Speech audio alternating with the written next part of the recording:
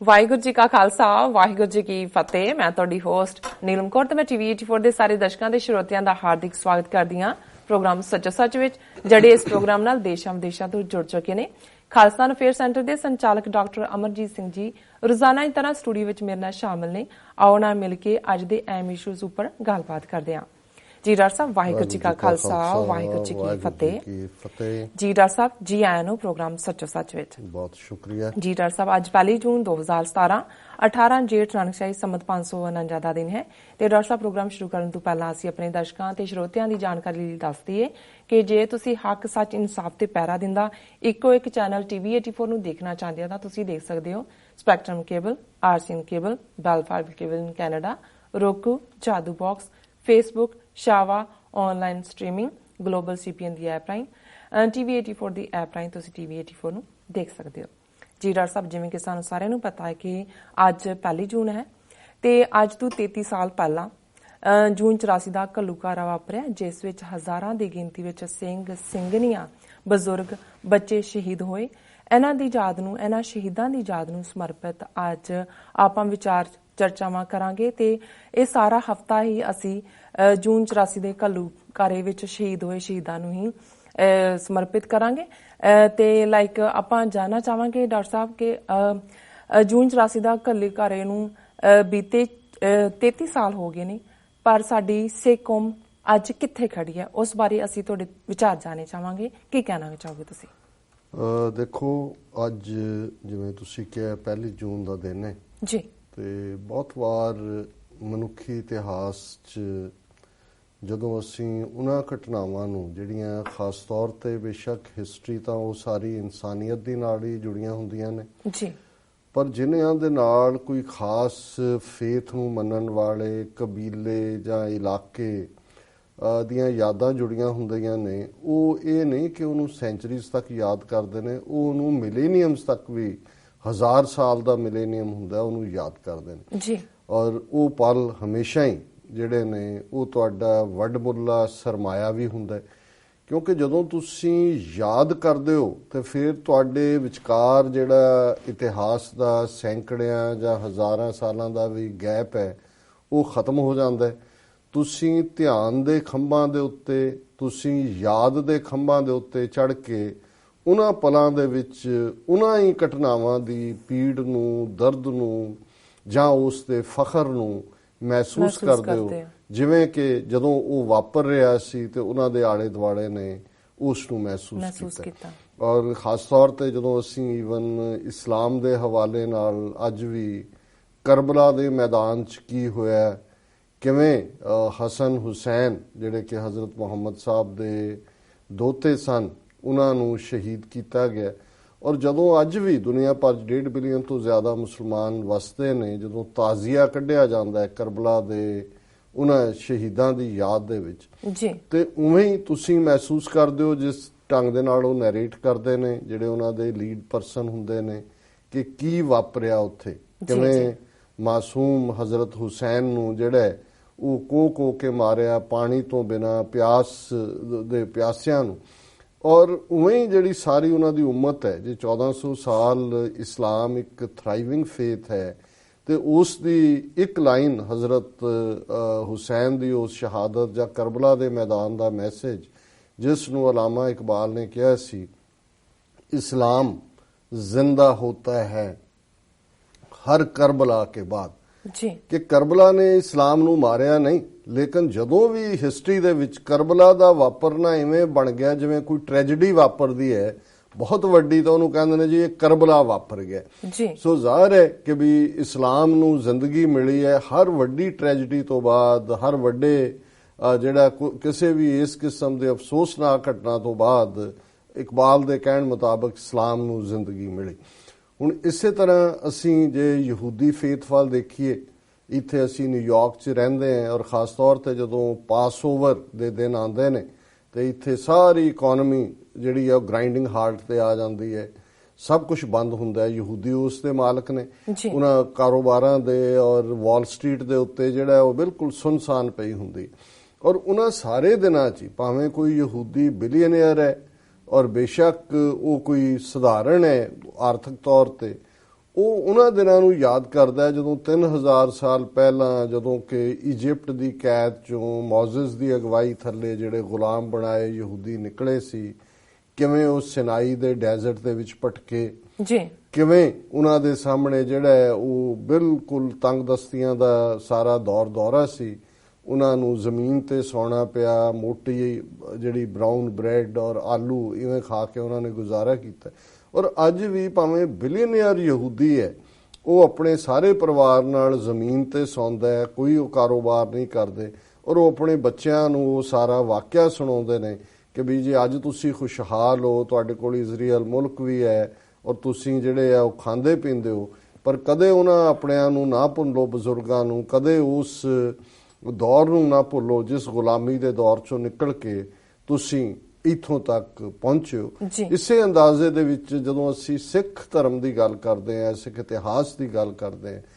ਤੇ ਜਦੋਂ ਅਜੇ ਹੁਣ ਤਾਂ 20ਵੀਂ ਸਦੀ 'ਚ ਬਹੁਤ ਸਾਰੇ ਸ਼ਬਦ ਜਿਵੇਂ ਯਹੂਦੀਆਂ ਦੀ ਜਦੋਂ ਪਰਸੀਕਿਊਸ਼ਨ ਹਿਟਲਰ ਨੇ ਕੀਤੀ ਤੇ ਜ਼ਿਆਦਾ ਸ਼ਬਦ ਜਿਹੜਾ ਪਪੂਲਰ ਹੋਇਆ ਔਰ ਜਿਹੜਾ ਹੁਣ ਵੀ ਯਹੂਦੀ ਆਪਣੇ ਬਿਨਾਂ ਕਿਸੇ ਹੋਰ ਲਈ ਇਸਤੇਮਾਲ ਹੀ ਨਹੀਂ ਕਰਨ ਦਿੰਦੇ, ਹੋਲੋਕਾਸਟ। ਫਿਰ ਅਸੀਂ ਦੇਖਦੇ ਹਾਂ ਕਿ ਇਸ ਦੇ ਨਾਲ ਜਦੋਂ ਯੂਨਾਈਟਿਡ ਨੇਸ਼ਨਸ ਦੇ ਕੋਵੈਨੈਂਟ ਜਾਂ ਚਾਰਟਰ ਸਾਹਮਣੇ ਆਏ ਤੇ ਫਿਰ ਵਰਡ ਜੈਨੋਸਾਈਡ ਜ਼ਿਆਦਾ ਪਪੂਲਰ ਹੋਇਆ ਕਿ ਭਾਈ ਜੀਨ ਖਤਮ ਕਰਨ ਦੀ ਗੱਲ। ਔਰ ਜਦੋਂ ਯੂਗੋਸਲਾਵੀਆ ਟੁੱਟਿਆ, ਜੋ ਕੁਝ ਸਰਬੀਆ ਦੀਆਂ ਫੌਜਾਂ ਨੇ ਬੋਸਨੀਆ ਹਰਜ਼ੇਗੋਵੀਨਾ ਦੇ ਵਿੱਚ ਕੀਤਾ ਜਾਂ ਬਾਅਦ ਦੇ ਵਿੱਚ ਦੂਸਰਿਆਂ 'ਚ ਵੀ ਹੁੰਦਾ ਰਿਹਾ, ਉਸ ਦੇ ਲਈ ਫਿਰ ਸ਼ਬਦ ਖਾਸ ਤੌਰ ਤੇ ਬੋਸਨੀਆ ਦੇ ਕੰਟੈਕਸਟ ਜਿਹੜਾ ਜ਼ਿਆਦਾ ਸ਼ਬਦ ਪਪੂਲਰ ਹੋਇਆ ਉਹ ਸੀ ਐਥਨਿਕ ਕਲੀਨਜ਼ਿੰਗ,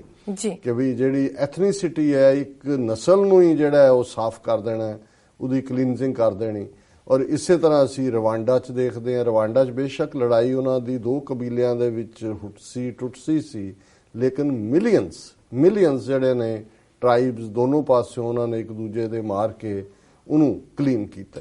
ਸੋ ਇਹ ਜਿਹੜਾ 20ਵੀਂ ਸਦੀ ਤੱਕ ਪਹੁੰਚਦੇ ਆ, ਇਹ ਗੱਲ ਕੱਲੀ ਐਥਨਿਕ ਕਲੀਨਜ਼ਿੰਗ ਔਰ ਜੈਨੋਸਾਈਡ ਤੱਕ ਹੀ ਮਹਦੂਦ ਨਹੀਂ ਹੈ ਕਿ ਇਸ ਦੀ ਡੈਫੀਨੇਸ਼ਨ ਕਿ ਕੀ ਕਲੀਨਜ਼ਿੰਗ ਹੈ ਤੇ ਕੀ ਨਹੀਂ ਹੈ। ਪਰ ਇਸ ਦੇ ਨਾਲ ਅਸੀਂ ਦੇਖਦੇ ਹਾਂ ਕਿ ਇਹ ਸਭ ਦੂਸਰੇ ਸੰਸਾਰ ਜੰਗ ਤੋਂ ਬਾਅਦ ਹੋਇਆ, ਵਾਪਰਿਆ, ਜਦੋਂ ਕਿ ਹੋਲੋਕਾਸਟ ਤੋਂ ਬਾਅਦ ਜਾਂ ਦੂਸਰੇ ਸੰਸਾਰ ਜੰਗ ਦੀ ਤਬਾਹੀ ਔਰ ਪਰਸੀਕਿਊਸ਼ਨ ਜਿਹੜੀ ਨਾਜ਼ੀਆਂ ਨੇ ਜਾਂ ਇਟਲੀ ਦੇ ਮੁਸੋਲਿਨੀ ਨੇ ਔਰ ਜਾਪਾਨੀਆਂ ਨੇ ਕੀਤੀ, ਦੁਨੀਆ ਨੇ ਇਸ ਤੋਂ ਬਾਅਦ ਇਹ ਸਲੋਗਨ ਦਿੱਤਾ ਸੀ ਨੈਵਰ ਅਗੇਨ, ਇਹ ਕਦੇ ਨਹੀਂ ਵਾਪਰੇਗਾ ਔਰ ਕਦੇ ਨਹੀਂ ਵਾਪਰਨ ਦੇਣਾ। ਲੇਕਿਨ ਜੇ ਅਸੀਂ 1945 ਤੋਂ ਬਾਅਦ ਜਦੋਂ ਕਿ ਸੰਸਾਰ ਜੰਗ ਖਤਮ ਹੁੰਦਾ ਹੈ, ਇਹਨਾਂ ਸਾਰੇ 70+ ਸਾਲਾਂ ਦੇ ਵਿੱਚ ਦੇਖੀਏ ਤੇ ਫਿਰ ਕੀ ਨਹੀਂ ਹੋਇਆ ਜਿਹੜਾ ਕਿ 45 ਤੋਂ ਪਹਿਲਾਂ ਹੁੰਦਾ ਸੀ ਤੇ ਹੁਣ ਨਹੀਂ ਹੋਇਆ। ਇਸ ਕਿਸਮ ਦਾ ਕੁਝ ਨਹੀਂ ਹੈ, ਬਹੁਤ ਕੁਝ ਦੁਬਾਰਾ ਹੀ ਰਿਪੀਟ ਨਹੀਂ ਹੋਇਆ। ਈਵਨ ਜੋ ਕੁਝ ਹਿਟਲਰ ਨੇ ਕੀਤਾ, ਨਾਜ਼ੀ ਪਾਰਟੀ ਦੀ ਆਈਡੀਓਲੋਜੀ ਬੜੀ ਸਪਸ਼ਟ ਸੀ, ਹਾਲਾਂਕਿ ਨਾਂ ਸੋਸ਼ਲਿਸਟ ਰਿਪਬਲਿਕ ਆਫ ਜਰਮਨੀ ਰੱਖਿਆ ਹੋਇਆ ਸੀ। ਜੋ ਕੁਝ ਇਟਲੀ ਨੇ ਕੀਤਾ ਉਹਨਾਂ ਦੀ ਫਾਸ਼ਿਜ਼ਮ, ਫਾਸ਼ੀਵਾਦ ਦੀ ਵਿਚਾਰਧਾਰਾ ਸੀ। ਜਾਪਾਨ ਵੈਸੇ ਹੀ ਜਿਹੜਾ ਕਿਉਂਕਿ ਐਂਪਰਰ 'ਚ ਯਕੀਨ ਰੱਖਣ ਵਾਲੇ ਨੇ, ਵੈਸੇ ਹੀ ਐਂਪੀਰੀਅਲਿਜ਼ਮ ਹੈ ਔਰ ਨੈਸ਼ਨਲਿਜ਼ਮ ਦੇ ਨਾਂ ਥੱਲੇ ਇਹ ਸਭ ਕੁਝ ਚੱਲਦਾ ਰਿਹਾ। ਪਰ ਅੱਜ ਜਦੋਂ ਅਸੀਂ 1 ਜੂਨ ਦੀ ਗੱਲ ਕਰਦੇ ਹਾਂ ਔਰ 33 ਵਰੇ ਪਹਿਲਾਂ ਵਾਪਰੇ ਘੱਲੂਘਾਰੇ ਦਾ ਜ਼ਿਕਰ ਇਹ ਸਾਰਾ ਹਫਤਾ ਹੀ ਅਸੀਂ ਕਰਾਂਗੇ। ਸੋ ਇਸ ਨੂੰ ਅਸੀਂ ਇੱਕੋ ਦਿਨ 'ਚ ਸਾਰੀ ਇਸ ਦੁਖਦਾਈ ਗਾਥਾ ਨੂੰ ਵੀ ਜਿਹੜੀ ਟ੍ਰੈਜਿਕ ਸਟੋਰੀ ਹੈ, ਪਰ ਜਿਹੜੀ ਇੱਕ ਨਾਲ ਦੀ ਨਾਲ ਸਟੋਰੀ ਆਫ ਵੈਲਰ, ਬਰੇਵਰੀ, ਡਿਫਾਇੰਸ ਵੀ ਹੈ, ਜਿਹਦੇ 'ਚ ਕਿ ਖਾਲਸੇ ਦੇ ਯੋਧੇ ਸੰਤ ਜਰਨੈਲ ਸਿੰਘ ਖਾਲਸਾ ਪਿੰਡਾਂ ਵਾਲੇ, ਜਨਰਲ ਸੁਬੇਗ ਸਿੰਘ, ਭਾਈ ਅਮਰੀਕ ਸਿੰਘ ਔਰ ਉਹਨਾਂ ਦੇ ਦਰਜਨਾਂ ਸਾਥੀ ਸਿੰਘ ਸਿੰਘਣੀਆਂ ਦੁਸ਼ਮਣ ਦੇ ਸ਼ਬਦਾਂ 'ਚ ਕਹਿਣ ਮੁਤਾਬਕ they fought to the last breath and bullet, ਕਿ ਅਖੀਰਲੇ ਸਾਹ ਤੇ ਅਖੀਰਲੀ ਗੋਲੀ ਤੱਕ ਉਹ ਲੜੇ। ਅਸੀਂ ਉੱਥੋਂ ਤੱਕ ਵੀ ਔਰ ਜਿਹੜੀ ਆ ਬਾਕੀ ਉਸ ਨਾਲ ਜੁੜੀਆਂ ਹੋਈਆਂ ਕੁਰਬਾਨੀਆਂ ਧਰਮੀ ਫੌਜੀਆਂ ਦੀਆਂ ਔਰ ਪੰਜਾਬ ਭਰ ਦੇ ਵਿੱਚ ਕੌਮ ਦੇ ਨਾਲ ਕੀ ਵਾਪਰਿਆ ਔਰ ਉਸ ਤੋਂ ਬਾਅਦ ਪਿਛਲੇ 33 ਸਾਲ 'ਚ ਕਿਵੇਂ ਜੂਨ 84 ਦੇ ਘੱਲੂਘਾਰੇ ਨਾਲ ਜਿਹੜੀ ਅਨਐਲਾਨੀਆ ਜੰਗ ਸਿੱਖਾਂ ਦੇ ਉੱਤੇ ਥੋਪੀ ਇੰਦਰਾ ਗਾਂਧੀ ਦੀ ਇੰਡੀਅਨ ਸਟੇਟ ਨੇ, ਕਿਵੇਂ ਅੱਜ 33 ਸਾਲ ਬਾਅਦ ਵੀ ਉਹ ਬਰਾਬਰ ਜਾਰੀ ਹੈ, ਉਸ ਤੇ ਅਸੀਂ ਅੱਡ-ਅੱਡ ਵਿਚਾਰਾਂ ਕਰਾਂਗੇ। ਪਰ ਮੈਂ ਥੋੜੀ ਜਿਹੀ ਸਿਧਾਂਤਕ ਜਿਹੜੀ ਕਲੈਰਿਟੀ ਜਾਂ ਉਸ ਨੂੰ ਸਪਸ਼ਟ ਕਰਨ ਵੱਲ ਥੋੜਾ ਧਿਆਨ ਦੇ ਰਿਹਾ ਅੱਜ ਦੇ ਸੈਗਮੈਂਟ ਦੇ ਵਿੱਚ, ਤਾਂ ਕਿ ਅਸੀਂ ਜੋ ਸਾਡੇ ਨਾਲ ਵਾਪਰਿਆ ਉਸ ਨੂੰ ਇੰਟਰਨੈਸ਼ਨਲ ਪਰਿਪੇਖ ਦੇ ਵਿੱਚ, ਇੰਟਰਨੈਸ਼ਨਲ ਕੰਟੈਕਸਟ ਦੇ ਵਿੱਚ, ਯੂਨਾਈਟਿਡ ਨੇਸ਼ਨਸ ਦੇ ਚਾਰਟਰਸ ਦੇ ਕੰਟੈਕਸਟ ਦੇ ਵਿੱਚ, ਔਰ ਮਨੁੱਖੀ ਇਤਿਹਾਸ 'ਚ ਜਦੋਂ ਅਸੀਂ ਸੱਭਿਅਕ ਜਾਂ ਤਹਿਜ਼ੀਬੀ ਔਰ ਬੀਸਟਲੀ, ਜਾਨਵਰਾਨਾ, ਦਰਿੰਦਾਨਾ, ਜ਼ਾਲਮਾਨਾ ਜਿਹੜੇ ਸ਼ਬਦ ਅਸੀਂ ਇਸਤੇਮਾਲ ਕਰਦੇ ਹਾਂ, ਇਹਨਾਂ ਦੇ ਕੰਟੈਕਸਟ ਦੇਖਾਂਗੇ ਤੇ ਫਿਰ ਕਿਵੇਂ ਜੋ ਕੁਝ ਸਿੱਖਾਂ ਦੇ ਨਾਲ ਵਾਪਰਿਆ ਔਰ ਲਗਾਤਾਰਤਾ ਨਾਲ ਵਾਪਰ ਰਿਹਾ ਔਰ ਉਹ ਵੀ ਇੰਡੀਅਨ ਡੈਮੋਕ੍ਰੇਸੀ ਦੇ ਨਾਂ ਥੱਲੇ, ਜਿਹਨੂੰ ਅੱਜ ਵੀ ਉਹਨਾਂ ਦੇ ਜਿਹੜੇ ਦੇਸ਼ ਵਿਦੇਸ਼ ਵਿਚਲੇ ਦੁਮ ਛੱਲੇ ਨੇ ਉਹ ਦਾ largest democracy on this planet ਕਹਿਣਗੇ। ਇੱਥੇ ਆ ਕੇ ਉਹਨਾਂ ਦੇ ਕਹਿਣਗੇ ਕਿ ਜੀ ਦੇਖੋ America, United States A greatest democracy and India the largest democracy. ਪਰ ਇਸ ਡੈਮੋਕ੍ਰੇਸੀ ਦੇ ਨਾਂ ਥੱਲੇ ਕਿਸ ਕਿਸਮ ਦੇ ਜ਼ੁਲਮ ਸਿੱਖਾਂ ਦੇ ਉੱਤੇ ਹੋਏ, ਅਸੀਂ ਅਕਸਰ ਕਸ਼ਮੀਰ ਦੇ ਵਿੱਚ ਕੀ ਹੋ ਰਿਹਾ, ਕੀ ਵਾਪਰਿਆ, ਨਾਗਿਆਂ ਦੇ ਨਾਲ, ਦਲਿਤਾਂ ਦੇ ਨਾਲ, ਨਕਸਲਵਾਦੀਆਂ ਦੇ ਨਾਲ, ਮੂਲ ਨਿਵਾਸੀਆਂ ਦੇ ਨਾਲ, ਉਹਨਾਂ ਦਾ ਜ਼ਿਕਰ ਵੀ ਅਸੀਂ ਕਰਦੇ ਹਾਂ। ਪਰ ਅਸੀਂ ਇਹ ਹਫ਼ਤਾ ਜ਼ਿਆਦਾ ਫੋਕਸ ਰੱਖਾਂਗੇ ਇਸ ਘੱਲੂਘਾਰੇ ਦੇ ਉੱਤੇ ਵੀ ਔਰ ਇਸ ਸਾਰੀ ਮਾਨਸਿਕ ਬਣਤਰ ਦੇ ਉੱਤੇ, ਜਿਹੜੀ ਮਾਨਸਿਕ ਬਣਤਰ, ਕਿਉਂਕਿ ਜਦੋਂ ਤੁਸੀਂ ਕਿਸੇ ਪੱਛਮੀ ਸਕਾਲਰ ਦੇ ਨਾਲ ਗੱਲ ਕਰਦੇ ਹੋ ਤੇ ਫਿਰ ਤੁਹਾਨੂੰ ਕਈ ਵਾਰੀ ਸਮਝਣਾ, ਕਿਉਂਕਿ ਸਾਡੇ ਲਈ ਤਾਂ ਕਿਉਂਕਿ ਵਾਪਰਿਆ, ਸਾਡੇ ਨਾਲ ਵਾਪਰ ਰਿਹਾ, ਕੁਝ ਸਵਾਲ ਸਾਡੇ ਜ਼ਿਹਨ 'ਚ ਆਉਂਦੇ ਹੀ ਨਹੀਂ ਕਿਉਂਕਿ ਸਾਨੂੰ ਤਾਂ ਪਤਾ ਹੈ ਵੀ ਸਾਡੇ ਨਾਲ ਇਹਨਾਂ ਨੇ ਇਵੇਂ ਹੀ ਕਰਨਾ। ਹੁਣ ਜਿਹੜਾ ਇੱਕ ਕਾਮਨ ਬੰਦਾ, ਔਰ ਮੈਨੂੰ ਯਾਦ ਹੈ ਕਿ ਕੁਝ ਸਾਲ ਪਹਿਲਾਂ ਜਦੋਂ ਕਿ ਡਾਕਟਰ ਸਿੰਥੀਆ ਕੈਪਲੇ ਮਹਿਮੂਦ, ਜਿਨ੍ਹਾਂ ਨੇ ਸਿੱਖ ਸਟਰਗਲ ਦੇ ਉੱਤੇ 4-5 ਸਾਲ ਦੀ ਮਿਹਨਤ ਤੋਂ ਬਾਅਦ ਕਿਤਾਬ ਲਿਖੀ, ਜਿਹੜੀ ਕਿ ਉਹਨਾਂ ਟੈਕਸਟ ਬੁੱਕ ਵੀ ਹੈ ਔਰ ਉਹਨਾਂ ਦੀ ਜਿਹੜੀ ਟੈਨਿਓਰ ਬੁੱਕ ਵੀ ਸੀ, fighting for faith and nation, dialogues with Sikh militants, ਔਰ ਉਸ ਦੇ ਟਾਈਟਲ ਪੇਜ ਦੇ ਉੱਤੇ ਸੰਤ ਜਰਨੈਲ ਸਿੰਘ ਖਾਲਸਾ ਪਿੰਡਾਂ ਵਾਲਿਆਂ ਦੀ ਪਿਕਚਰ ਹੈ ਔਰ ਯੂਨੀਵਰਸਿਟੀ ਆਫ ਪੈਨਸਿਲਵੇਨੀਆ ਪ੍ਰੈਸ ਨੇ ਉਹਨੂੰ ਛਾਪਿਆ। ਸੋ ਜਦੋਂ ਡਾਕਟਰ ਸਿੰਥੀਆ ਨੇ ਕਿਤਾਬ ਲਿਖੀ, ਉਹ ਯੂਨੀਵਰਸਿਟੀ ਆਫ ਮੇਨ ਦੇ ਵਿੱਚ ਅਸਿਸਟੈਂਟ ਪ੍ਰੋਫੈਸਰ ਸਨ ਐਂਥਰੋਪੋਲੋਜੀ ਦੇ, ਔਰ ਮੈਂ ਉਹਨਾਂ ਦੇ ਨਾਲ 4-5 ਸਾਲ ਇਸ ਪ੍ਰੋਜੈਕਟ ਦੇ ਉੱਤੇ ਕੰਮ ਕੀਤਾ ਹੈ। ਉਹਨਾਂ ਨੂੰ ਅਮਰੀਕਾ, ਕੈਨੇਡਾ ਦੇ ਅੱਡ-ਅੱਡ ਸ਼ਹਿਰਾਂ, ਕਸਬਿਆਂ, ਹਰ ਥਾਂ ਤੇ ਲਿਜਾ ਕੇ ਜਿਹੜੇ ਉਸ ਸਾਰੇ ਸੰਘਰਸ਼ ਦਾ ਹਿੱਸਾ ਸਨ, ਵਿਕਟਮ ਸਨ, ਉਹਨਾਂ ਸਾਰਿਆਂ ਦੇ ਨਾਲ ਇੰਟਰਵਿਊ ਕਰਵਾਏ। 1993 ਤੋਂ ਲਗਭਗ ਇਹ ਪ੍ਰੋਜੈਕਟ ਸ਼ੁਰੂ ਹੁੰਦਾ ਹੈ ਔਰ ਆਲਮੋਸਟ 1998-99 ਤੱਕ ਪਹੁੰਚਦੇ ਆ ਉਹ ਬੁੱਕ ਪਬਲਿਸ਼ ਹੁੰਦੀ ਹੈ।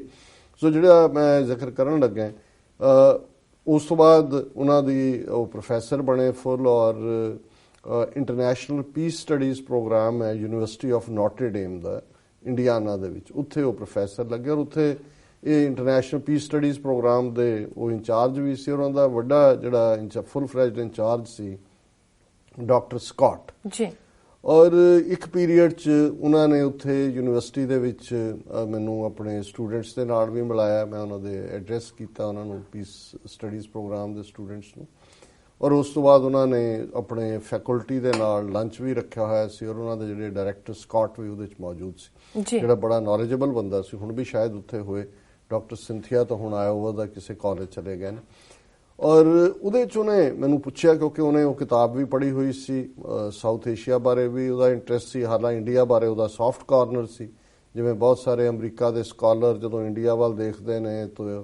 ਨੌਨ ਵਾਇਲੈਂਸ ਔਰ ਯੋਗਾ ਔਰ ਗਾਂਧੀ ਔਰ ਡੈਮੋਕ੍ਰੇਸੀ, ਇਹ ਸ਼ਬਦ ਇਹਨਾਂ ਨੂੰ ਵੀ ਪ੍ਰਭਾਵਿਤ ਕਰਦੇ ਨੇ। ਔਰ ਬਹੁਤ ਵਾਰ ਕਿਉਂਕਿ ਇਹਨਾਂ ਦਾ ਬਹੁਤਾ ਵਾਹ ਨਹੀਂ ਪਿਆ ਹੋਇਆ ਇੰਡੀਆ ਦੇ ਨਾਲ, ਇੰਗਲੈਂਡ ਦੇ ਗੋਰੇ ਚੰਟ ਨੇ, ਉਹਨਾਂ ਨੂੰ ਪਤਾ, ਉਹਨਾਂ ਨੇ ਤਾਂ ਰਾਜ ਕੀਤਾ ਹੋਇਆ ਉਹ ਸਾਰੇ, ਤੇ ਉਹਨਾਂ ਨੂੰ ਪਤਾ ਵੀ ਇਹ ਕੀ, ਹਾਲਾਂ ਅਲਟੀਮੇਟਲੀ ਬੈਸਟ ਡੀਲ ਉਹਨਾਂ ਦੀ ਉਹਨਾਂ ਨਾਲ ਹੀ ਬਣਦੀ ਹੈ। ਉਹ ਵੀ ਕੰਟਰੀ ਆਫ ਸ਼ਾਪਕੀਪਰਸ ਹੈ, ਦੁਕਾਨਦਾਰ ਨੇ, ਤੇ ਭਾਰਤ ਵਾਲੇ ਵੀ ਦੁਕਾਨਦਾਰ ਨੇ ਜੀ। ਹੁਣ ਉਹਨੇ ਡਾਕਟਰ ਸਕਾਟ ਨੇ, ਔਰ ਇਹ ਸਾਰਾ ਰੈਲੇਵੈਂਟ ਹੈ ਇਸ ਕੰਟੈਕਸਟ ਦੇ ਵਿੱਚ, ਕੋਈ ਮੈਂ ਸੈਲਫ ਗਲੋਰੀਫਿਕੇਸ਼ਨ ਦੇ ਲਈ ਇਹ ਕਹਾਣੀ ਨਹੀਂ ਸੁਣਾ ਰਿਹਾ। ਉਹਨੇ ਡਾਕਟਰ ਸਕਾਟ ਨੇ ਮੈਨੂੰ ਇਹ ਪੁੱਛਿਆ, ਉਹਨੇ ਕਿਹਾ ਕਿ ਜਦੋਂ ਇਹ ਸਾਰਾ ਜ਼ਿਕਰ ਉਹਨੇ ਕਿਤਾਬ ਦੇ ਵਿੱਚ ਵੀ ਸਾਰਾ ਕੁਝ ਇਸ ਦੇ ਦੁਆਲੇ ਹੀ ਘੁੰਮਦਾ ਸੀ, ਉਹਨੇ ਕਿਹਾ ਵੀ Sikhs are the best farmers in the world, ਉਹਨੇ ਇਹ ਸ਼ਬਦ ਕਹੇ। ਔਰ ਉਹਨਾਂ ਨੇ ਕਿਹਾ ਕਿ ਵੀ ਸਿੱਖਾਂ ਦੀ ਮਿਹਨਤ ਦੇ ਨਾਲ ਭਾਰਤ ਦੇ ਵਿੱਚ ਜਿਹੜਾ ਕਿ ਬਿਲਕੁਲ ਫੂਡ ਡੈਫਿਸਿਟ ਕੰਟਰੀ ਸੀ, ਹਰ ਸਾਲ ਉਹ with a begging bowl America ਜਾਂ ਆਸਟ੍ਰੇਲੀਆ ਦੀ ਕਣਕ ਮੰਗਦੇ ਸੀ, ਔਰ ਇਹ ਸਿੱਖ ਫਾਰਮਰਸ ਦੀ ਬਦੌਲਤ ਹੈ ਕਿ ਉਹਨਾਂ ਨੇ ਉਹ ਜਿਹੜਾ ਅੱਜ ਭਾਰਤ ਸੈਲਫ ਸਫੀਸ਼ੀਐਂਟ ਹੋ ਗਿਆ ਫੂਡ 'ਚ। ਜੀ ਉਹਨਾਂ ਨੇ ਕਿਹਾ ਵੀ ਜਿੰਨਾ ਕਿ ਮੈਨੂੰ ਸਿੱਖਾਂ ਦੀ ਹਿਸਟਰੀ ਦਾ ਪਤਾ ਹੈ ਵੀ ਸਿੱਖ ਬੈਸਟ ਸੋਲਜਰ ਨੇ, ਔਰ ਹੁਣ ਜਦੋਂ ਕਿ ਇਸ ਸਾਲ 'ਚ ਬਹੁਤ ਸਾਰੀ ਚਰਚਾ ਜਿਹੜੀ ਹੈ ਉਹ ਸਾਰਾਗੜੀ ਵਾਰ ਦੀ ਹੋ ਰਹੀ ਹੈ। 21 ਜਿਹੜੇ ਸੋਲਜਰ ਸਾਰਾਗੜੀ ਦੀ ਫੋਰਟ 'ਚ ਜਿਹੜੇ 1897 ਟੂ ਦਾ ਲਾਸਟ ਮੈਨ ਡਿਗੇ ਲੜਦੇ ਆ, ਉਹਨਾਂ ਦਾ ਬੜਾ ਜ਼ਿਕਰ ਹੈ। ਅਮਰੀਕਾ 'ਚ ਵੀ ਸ਼ਾਇਦ ਵਰਜੀਨੀਆ ਲੈਜਿਸਲੇਚਰ ਨੇ ਕੋਈ ਰੈਜ਼ੋਲੂਸ਼ਨ ਪਾਸ ਕੀਤਾ, ਇੰਗਲੈਂਡ 'ਚ ਵੀ ਹੋ ਰਿਹਾ, ਔਰ ਜਿਹੜੀਆਂ ਯੂਨੈਸਕੋ ਦੀਆਂ ਸਪੈਸ਼ਲ ਬੁੱਕਸ ਨੇ ਜਿਨ੍ਹਾਂ 'ਚ ਕੁਝ ਰੋਲ ਮਾਡਲ ਬੈਟਲਸ ਦੁਨੀਆ ਦੀਆਂ, ਉਹਦੇ 'ਚ ਸਾਰਾਗੜੀ ਦਾ ਜ਼ਿਕਰ ਹੁੰਦਾ। ਸੋ ਜਿਹੜੇ ਵੀ ਥੋੜੇ ਬਹੁਤ, ਔਰ ਜਿਨ੍ਹਾਂ ਨੇ ਸੈਕੰਡ ਵਰਲਡ ਵਾਰ 'ਚ ਵੀ, ਕਿਉਂਕਿ ਸਾਈਡ ਬਾਈ ਸਾਈਡ ਅਮਰੀਕਨ ਫੌਜਾਂ ਦੇ ਨਾਲ ਵੀ ਸਿੱਖ ਜਿਹੜੇ ਨੇ ਉਹਨਾਂ ਨੇ ਦੁਸ਼ਮਣ ਦੇ ਨਾਲ ਲੋਹਾ ਲਿਆ ਹੋਇਆ ਸੀ ਫਸਟ ਵਰਲਡ ਵਾਰ ਵੇਲੇ। ਸੋ ਉਹ ਕਹਿੰਦੇ ਵੀ ਜਿੱਥੇ ਵੈਨ ਇਟ ਕਮਸ ਟੂ ਸ਼ੋਲਜਰਿੰਗ ਸਿੱਖਾਂ ਦਾ ਕੋਈ ਸਾਨੀ ਨਹੀਂ ਹੈ, ਔਰ ਉਹਨਾਂ ਬਾਰੇ ਹੈ। ਫਿਰ ਉਹਨੇ ਕਿਹਾ ਕਿ ਵੀ ਓਵਰਆਲ ਸਿੱਖ ਜਿਹੜੇ ਨੇ ਉਹਨਾਂ ਦਾ ਜਿਹੜਾ ਹਿਸਟੋਰੀਕਲ ਰੋਲ ਹੈ ਪਿਛਲੀਆਂ 3-4 ਸਦੀਆਂ 'ਚ, ਉਹ ਤਾਂ ਸਲੇਵਰੀ ਨੂੰ ਖਤਮ ਕਰਨ ਵਾਲਾ। ਸੋ ਉਹਨੇ ਕਿਹਾ ਕਿ we Sikhs are the gems of India. And ਉਹਨੇ ਕਿਹਾ ਵੀ ਜੇ ਕਦੇ ਬ੍ਰਿਟਿਸ਼ ਕਰਾਊਨ ਬਾਰੇ ਕਹਿੰਦੇ ਸੀ ਕਿ ਜੀ ਇੰਡੀਆ ਉਸ ਦਾ ਜਿਹੜਾ ਹੈ ਉਸ ਕਰਾਊਨ ਦਾ ਵੱਡਾ ਨਗ ਹੈ, ਤੇ ਉਹਨੇ ਕਿਹਾ ਵੀ ਇਹ ਕਹਿ ਕੇ ਉਹਨੇ ਕਿਹਾ ਵੀ why Indian government or Indian system or these leaders they are after Sikhs,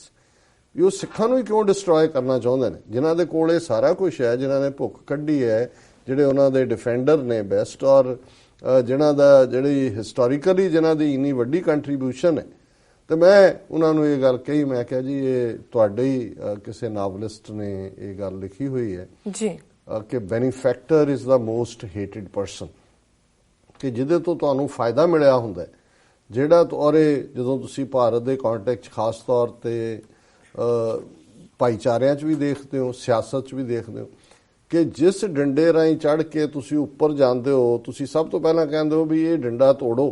ਕਿਉਂਕਿ ਜਿਹਨੇ ਮੈਨੂੰ ਇਸ ਡੰਡੇ ਤੋਂ ਚੜਾਇਆ ਉਹਨੂੰ ਪਤਾ ਵੀ ਮੇਰੀ ਕੀ ਔਕਾਤ ਸੀ, ਔਰ ਇਹ ਜਿਹੜਾ ਮੈਂ ਇਹਦੀ ਵਜ੍ਹਾ ਕਰਕੇ ਆਇਆ, ਤਾਂ ਮੈਂ ਇਹ ਦੱਸ, ਇਸ ਲਈ ਜਿਹਨੂੰ ਲੀਡਰ ਬਣਾਇਆ ਹੁੰਦਾ ਉਹ ਸਭ ਤੋਂ ਪਹਿਲਾਂ ਆਪਣੇ ਗੁਰੂ ਦਾ ਗਲਾ ਘੋਟਦਾ ਜਾਂ ਉਹਦਾ ਥੱਲਾ ਲਾਉਂਦਾ ਕਿ ਵੀ ਇਹ ਜਿਹੜਾ ਪਾਰਟ। ਔਰ ਉਹਨੇ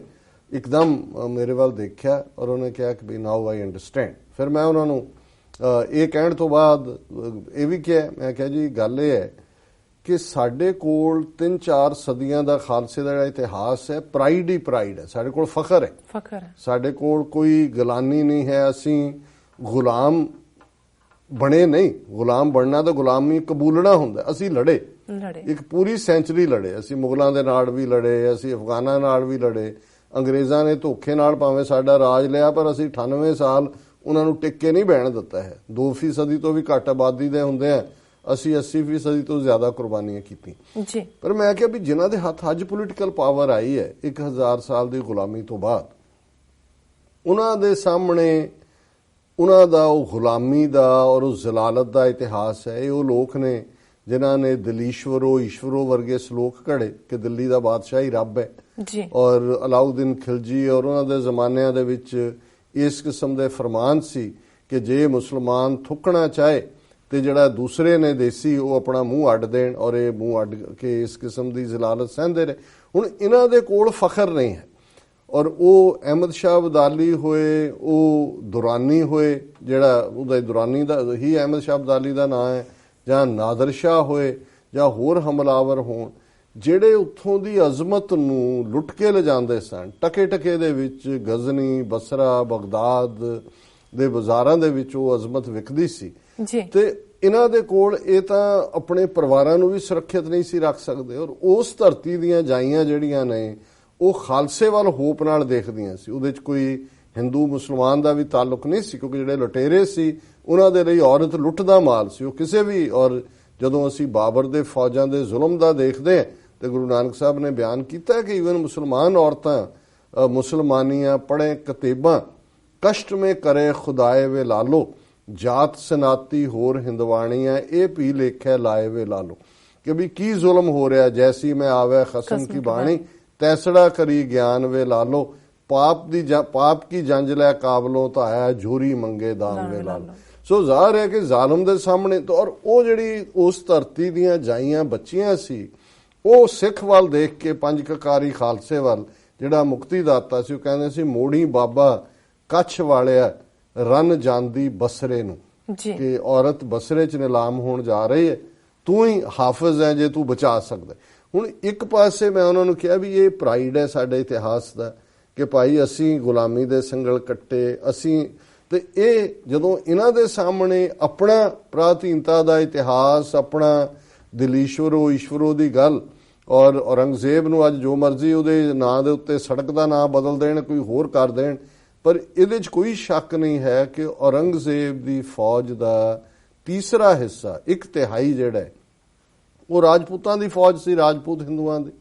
ਅਕਬਰ ਦੀ ਫੌਜ ਦੇ ਵਿੱਚ ਮਾਨ ਸਿੰਘ ਔਰ ਦੂਸਰੇ ਸਾਰੇ ਜਿਹੜੇ ਨੇ ਉਹ ਰਾਜਪੂਤ ਰਾਜੇ ਸੀ। ਜੇ ਅਕਬਰ ਦੇ ਤੁਸੀਂ ਜਿਹੜੇ 9 ਰਤਨ ਬਣਾਏ ਹੋਏ ਸੀ ਉਹਨਾਂ 'ਚ ਦੇਖ ਲਓ ਤੇ ਕੌਣ ਸਨ। ਸੋ ਇੱਕ ਪਾਰਟ ਤਾਂ ਇਹ,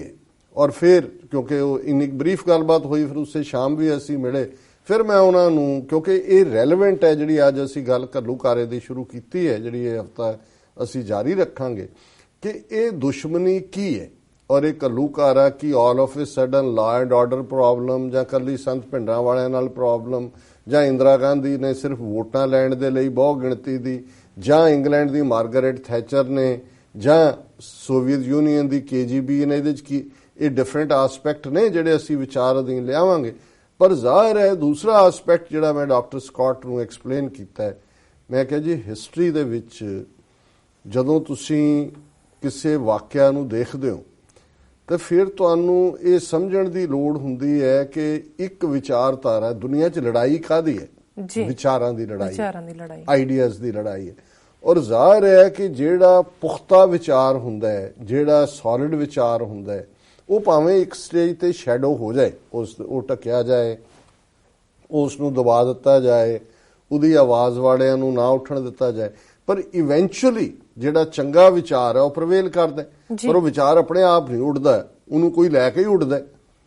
ਉਸ ਨੂੰ ਕੋਈ ਲੈ ਕੇ ਲਾਗੂ ਕਰਦਾ, ਕੋਈ ਉਹਨਾਂ ਵਿਚਾਰਾਂ ਦੇ ਨਾਲ ਖਲੋਂਦਾ, ਤੇ ਕਈ ਉਹਨਾਂ ਵਿਚਾਰਾਂ ਦੇ ਲਈ ਤੁਸੀਂ ਕੁਰਬਾਨੀ ਵੀ ਦਿੰਦੇ ਹੋ। ਹੁਣ ਮੈਂ ਕਿਹਾ ਵੀ ਜੇ ਅਸੀਂ ਵਿਚਾਰਾਂ ਦੀ ਲੜਾਈ ਦੀ ਗੱਲ ਕਰੀਏ, ਹਾਲਾਂਕਿ ਜਦੋਂ ਅਸੀਂ ਇਹ ਜ਼ਿਕਰ ਕੀਤਾ ਉਦੋਂ ਜੇ 9/11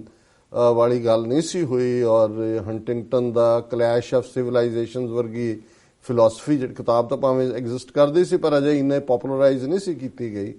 ਫਿਰ ਮੈਂ ਉਹਨਾਂ ਨੂੰ ਐਕਸਪਲੇਨ ਕੀਤਾ ਕਿ ਹੁਣ ਤੁਸੀਂ ਉਸ ਧਰਤੀ ਦੇ ਉੱਤੇ ਦੇਖੋ ਕਿ ਖਿਆਲਾਂ ਦੀ ਲੜਾਈ ਕੀ ਹੈ, ਵਿਚਾਰਾਂ ਦਾ ਟਕਰਾਅ ਕੀ ਹੈ, ਜਿਹੜੇ ਔਰ ਹੁਣ ਪਿਛਲੇ ਦਿਨਾਂ 'ਚ ਜਦੋਂ ਉੱਥੋਂ ਦੇ ਕੁਝ ਮੂਲ ਨਿਵਾਸੀ ਲੀਡਰ ਅਮਰੀਕਾ 'ਚ ਆਏ ਤੇ ਉਹਨਾਂ ਦਾ ਪਰਸਪੈਕਟਿਵ ਉਹਨਾਂ ਨਾਲ 1-to-1 ਵੀ ਗੱਲਬਾਤ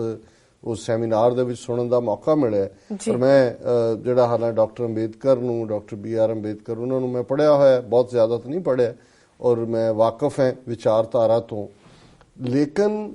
ਔਰ ਇਹ ਡਰਾਵਿਡਨ ਔਰ ਆਰੀਅਨ ਟਕਰਾਅ ਕੀ ਸੀ ਔਰ ਕਿਵੇਂ ਮੂਲ ਨਿਵਾਸੀ ਜਿਹੜੇ ਨੇ ਉਹ ਡਰਾਵਿਡਨ ਸਭਿਅਤਾ, ਇੰਡਸ ਵੈਲੀ ਸਿਵਲਾਈਜੇਸ਼ਨ ਜਿਹਦਾ ਵੱਡਾ ਹਿੱਸਾ ਅੱਜ ਪਾਕਿਸਤਾਨ ਦੇ ਵਿੱਚ ਉਹ ਲਰਕਾਨਾ ਹੋਏ, ਜਾਂ ਉਹ ਜਦੋਂ ਅਸੀਂ ਪੁਰਾਣੀ ਸਿਵਲਾਈਜੇਸ਼ਨ ਦੀ ਗੱਲ ਕਰਦੇ ਹਾਂ, ਬੁੱਧ ਧਰਮ ਦੀ ਗੋਲਡਨ ਈਰਾ ਦੀ ਗੱਲ ਕਰਦੇ ਹਾਂ, ਤਕਸ਼ਲਾ ਯੂਨੀਵਰਸਿਟੀ, ਔਰ ਦੂਸਰਾ ਹੁਣ ਅੱਜ ਵੀ, ਔਰ ਦਿਲਚਸਪ ਗੱਲ ਇਹ ਅਸੀਂ ਡਿਸਕਸ ਕੀਤਾ ਸੀ ਪਿਛਲੇ ਹਫਤੇ ਕਿ ਹੁਣ ਜਦੋਂ ਨਾਰਥ ਦੇ ਇਹ ਜਿਹੜਾ ਹਿੰਦੂਤਵਾਦ ਦੀ ਵਿਚਾਰਧਾਰਾ ਵਾਲਿਆਂ ਨੇ ਦਿੱਲੀ ਤਖਤ ਤੇ 2014 ਦਾ ਕੰਟਰੋਲ ਕੀਤਾ, ਔਰ ਹੁਣ ਇਹ ਜਿਵੇਂ ਤਹਿਜ਼ੀਬ, ਫੂਡ ਹੈਬਿਟਸ, ਲੈਂਗੁਏਜ ਇਹ ਸਾਊਥ ਦੇ ਉੱਤੇ ਥੋਪ ਰਹੇ ਨੇ, ਹਿੰਦੀ, ਔਰ ਹੁਣ ਬੀਫ ਦੇ ਨਾਂ ਥੱਲੇ ਜਿਹੜਾ ਉਹ ਪਾਬੰਦੀਆਂ ਦੀ ਗੱਲ ਹੈ। ਤੇ ਕੇਰਲਾ ਦੇ ਵਿੱਚ ਇੱਕ ਸੱਜਣ ਨੇ ਜਿਹੜਾ ਇੱਕ ਹੈਸ਼ਟੈਗ ਜਿਹੜਾ ਦਿੱਤਾ ਔਰ ਉਹਦੇ 'ਚ ਉਹਨੇ ਜਿਹੜਾ ਡ੍ਰੈਵਿਡਨ ਨਾਡੂ ਨਾਂ ਦਿੱਤਾ ਦੇਸ਼ ਦਾ। ਉਹਨੇ ਕਿਹਾ ਕਿ ਵੀ ਲੈਟ ਵੀ ਕੰਬਾਈਨ ਜਿਹੜੀਆਂ 4 ਸਟੇਟਾਂ ਨੇ ਸਾਊਥ ਦੀਆਂ, ਕਰਨਾਟਕਾ, ਆਂਧਰਾ, ਕੇਰਲਾ ਔਰ ਤਮਿਲਨਾਡੂ, ਔਰ ਉਹਨੇ ਕਿਹਾ ਕਿ ਵੀ ਜੀ ਉਸ ਦਾ ਉਹਨੇ ਨਾਂ ਰੱਖਿਆ 4 southern United States of India,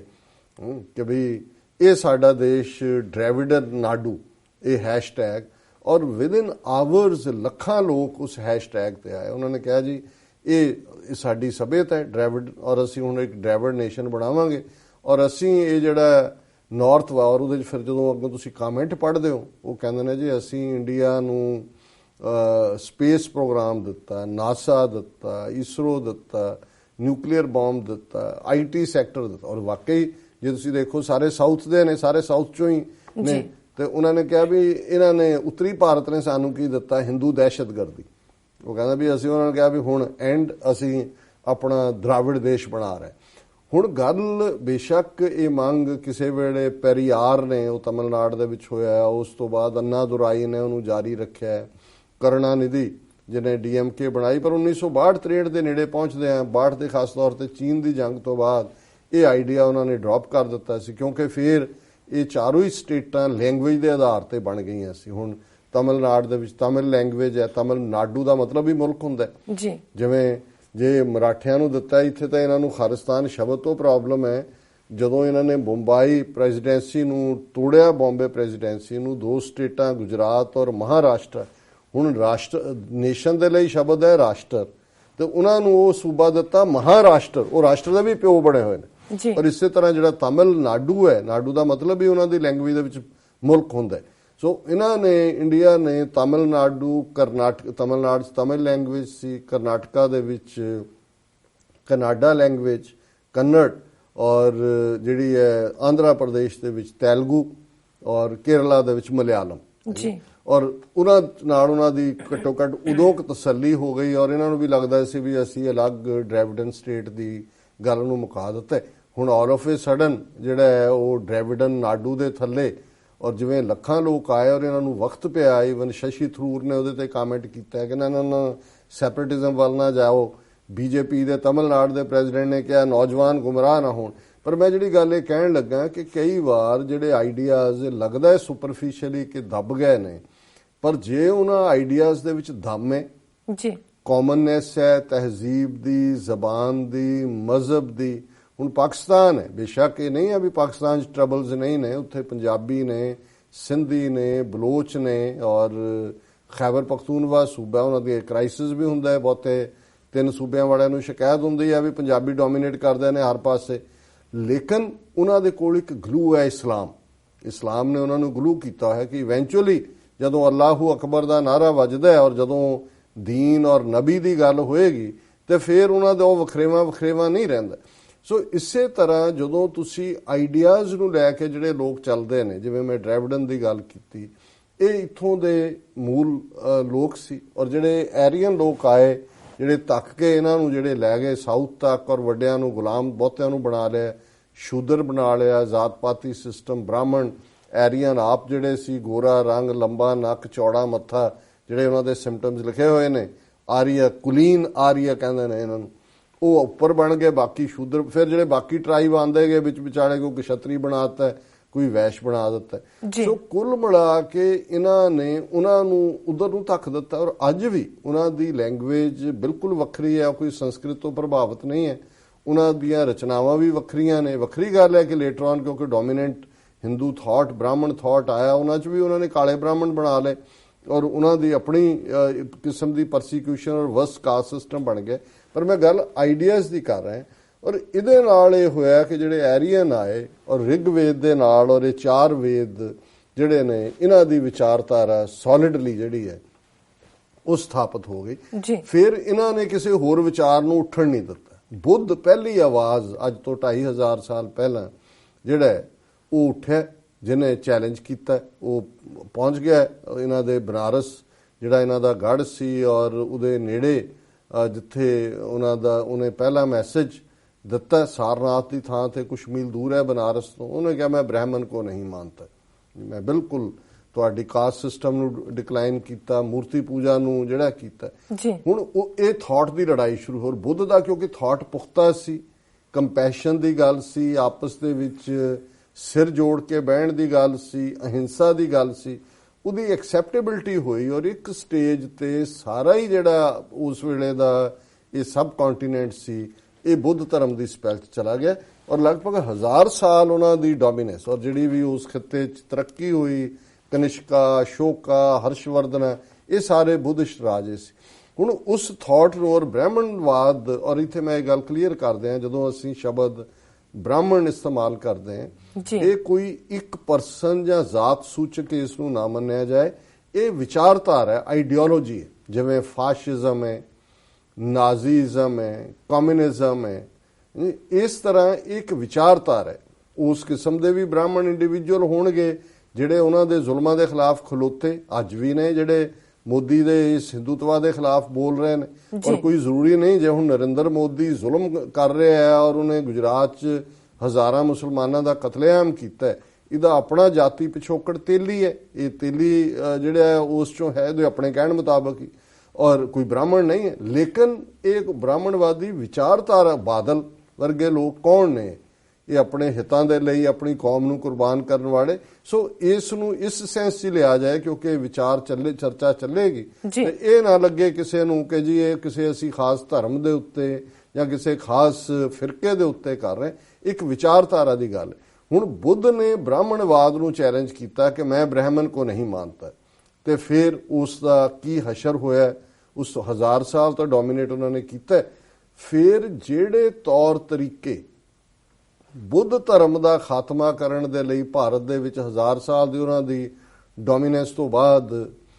ਜਿਹੜੇ ਚੱਲੇ, ਉਹੀ ਅੱਜ ਸ਼ਾਸਤਰ ਤੇ ਸ਼ਸਤਰ ਦੇ ਹਥਿਆਰ ਸਿੱਖ ਕੌਮ ਨੂੰ ਨੇਸਤੋ ਨਾਬੂਦ ਕਰਨ ਦੇ ਲਈ ਚੱਲ ਰਹੇ ਨੇ। ਔਰ ਜਿਸ ਬੀਬੀ ਡਾਕਟਰ ਸਿੰਥੀਆ ਨਾਲ ਮੈਂ ਇਸ ਬੁੱਕ ਪ੍ਰੋਜੈਕਟ ਤੇ ਕੰਮ ਕੀਤਾ, ਉਹਨਾਂ ਦੇ ਨਾਲ ਪਹਿਲੀ ਵਾਰ 1992 ਚ ਮੈਨੂੰ ਬਰਕਲੀ ਯੂਨੀਵਰਸਿਟੀ ਦੇ ਵਿੱਚ ਮਿਲਣ ਦਾ ਮੌਕਾ ਬਣਿਆ। ਔਰ ਉਸ ਵਿਚਾਰ 'ਚ ਜਦੋਂ ਮੈਂ ਉਹਨਾਂ ਨਾਲ ਗੱਲਬਾਤ ਹੋਈ, ਉਹ ਕੋਈ ਪੇਪਰ ਪੜ੍ਹਨ ਆਏ ਸੀ, ਤੇ ਮੈਂ ਉਹਨਾਂ ਨੂੰ ਪੁੱਛਿਆ, ਕੋਈ ਗੱਲਬਾਤ ਸ਼ੁਰੂ ਹੋ ਗਈ। ਕਹਿਣ ਲੱਗੇ ਜੀ ਮੈਂ ਬੁੱਧਿਜ਼ਮ ਤੇ ਕੀਤਾ, ਐਂਸ਼ੀਐਂਟ ਬੁੱਧਿਜ਼ਮ ਇਨ ਇੰਡੀਆ ਮੇਰੀ ਡਿਸਰਟੇਸ਼ਨ ਹੈ। ਤੇ ਮੈਂ ਉਹਨਾਂ ਨੂੰ ਕਿਹਾ ਵੀ ਤੁਸੀਂ ਪੋਲੀਟੀਕਲ ਜਿਹੜਾ ਚੁਣਿਆ ਸਬਜੈਕਟ, ਤੇ ਉਹਨੇ ਬੜੀ ਹੈਰਾਨੀ ਨਾਲ ਦੇਖਿਆ। ਉਹਨੇ ਕਿਹਾ ਜੀ ਕਿਵੇਂ? ਮੈਂ ਕਿਹਾ ਜੀ ਜੋ ਕੁਝ ਬੌਧੀਆਂ ਦੇ ਨਾਲ ਇਸ ਧਰਤੀ ਤੇ ਹੋਇਆ ਸੀ ਉਹੀ ਸਾਡੇ ਨਾਲ ਹੋ ਰਿਹਾ। ਸੋ ਫਿਰ ਉਹਨੇ ਐਕਸਪਲੇਨ ਕੀਤਾ ਵੀ ਮੈਨੂੰ PhD ਲੈਣ ਲਈ ਕਿੰਨੀ ਦਿੱਕਤ ਹੋਈ, ਕਿਉਂਕਿ ਜਦੋਂ ਮੈਂ ਐਕਸਪਲੇਨ ਕੀਤਾ ਕਿ ਬੁੱਧ ਧਰਮ ਨੂੰ ਕਿਵੇਂ ਵਾਇਲੈਂਟ ਤਰੀਕਿਆਂ ਦੇ ਨਾਲ ਖਤਮ ਕੀਤਾ, ਤੇ ਜਿਹੜੇ ਮੇਰੇ ਗਾਈਡ ਸੀ ਜਾਂ ਦੂਜੇ ਸੀ ਉਹ ਮੰਨਣ ਨੂੰ ਤਿਆਰ ਨਹੀਂ ਸੀ। ਸੋ ਉਹੀ ਜਿਹੜੀ ਵਿਚਾਰਾਂ ਦੀ ਲੜਾਈ ਹੈ। ਔਰ ਅਲਾਮਾ ਇਕਬਾਲ ਜਿਨ੍ਹਾਂ ਨੇ ਬਾਂਗੇ ਦਰਾ ਦੇ ਵਿੱਚ ਗੁਰੂ ਨਾਨਕ ਸਾਹਿਬ ਨੂੰ ਇੱਕ ਨਜ਼ਮ ਜਿਹੜੀ ਹੈ ਨਾਨਕ ਦੇ ਨਾਂ ਥੱਲੇ ਐਟਰੀਬਿਊਟ ਕੀਤੀ ਹੈ, ਉਹਦੇ 'ਚ ਉਹਨਾਂ ਨੇ ਜਦੋਂ ਬੁੱਧ ਦੇ ਉੱਤੇ ਕੀ ਹੋਈ ਗੱਲ, ਤੇ ਉਹਦੇ 'ਚ ਉਹਨਾਂ ਨੇ ਕਿਹਾ ਕਿ ਭਾਈ ਜਿਹੜਾ ਬੁੱਧ ਦਾ ਮੈਸੇਜ ਸੀ ਉਹ ਤਾਂ ਆਇਆ, ਹਾਂਜੀ, ਸ਼ਮਾਏ ਹਕ ਸੇ ਜੋ ਮੁਨੱਵਰ ਹੋ ये वो महफिल न थी, बारिशे रहमत हुई लेकिन ਜ਼ਮੀਨ ਕਾਬਲ ਨਾ ਥੀ। ਕਿ ਉਹ ਤਾਂ ਰਹਿਮਤ ਦਾ ਮੀਂਹ ਵਸਿਆ, ਪਰ ਇਹ ਜ਼ਮੀਨ ਉਹਦੀ ਕਾਬਲ ਨਹੀਂ ਸੀ, ਕਿਉਂਕਿ ਉਸ ਧਰਤੀ ਦੇ ਉੱਤੇ ਜਿਹੜਾ ਫਲਸਫਾ ਹੈ ਕਿ ਇੱਕ ਪਾਸੇ ਉਹਦਾ ਫਲਸਫਾ ਸੀ ਜਿਹੜਾ ਕਿ ਜ਼ਿੰਦਗੀ ਦਾ ਆਸ਼ਕਾਰ ਉਸਨੇ ਕੀਆ ਜੋ ਜ਼ਿੰਦਗੀ का राज था, हिंद को लेकिन ਖਿਆਲੀ ਫਲਸਫਾ पे नाज था। ਇੱਥੇ ਜ਼ਿੰਦਗੀ ਦੀਆਂ ਸੀਕ੍ਰੇਟਸ ਦੀ ਗੱਲ ਸੀ ਬੁੱਧ ਦੇ ਥਾਟ 'ਚ, ਔਰ ਜਿਹੜਾ ਉੱਥੋਂ ਵਾਲੀ ਬ੍ਰਾਹਮਣਵਾਦੀ ਵਿਚਾਰਧਾਰਾ ਸੀ ਉਹ ਖਿਆਲੀ ਦੁਨੀਆ 'ਚ ਰਹਿੰਦੇ ਸੀ। ਔਰ ਫਿਰ ਐਂਡ ਕੀ ਹੋਇਆ, ਕਿਵੇਂ ਬੁੱਧ ਧਰਮ ਦਾ, ਉਹਨੂੰ ਵੀ ਅਲਾਮਾ ਇਕਬਾਲ ਨੇ 2 ਲਾਈਨਾਂ ਦੇ ਵਿੱਚ ਨਿਬੇੜ ਦਿੱਤਾ ਹੈ ਕਿ ਬ੍ਰਾਹਮਣ ਸਰਸ਼ਾਰ ਹੈ ਅਬ ਤੱਕ ਮੈਂ ਪੰਦਾਰ में, ब्राह्मण सरशार है अब तक